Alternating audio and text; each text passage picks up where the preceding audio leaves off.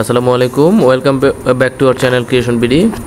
Viewers, আজ চলে আসলাম RFL base বাইতে। আপনাদের জন্য আজকে থাকছে প্রোটেকশন বাথরুম ম্যাট, যেটি হচ্ছে বাথরুমের পিছলা থেকে আপনাদের সবাইকে রক্ষা করার জন্য ব্যবহার করতে পারেন।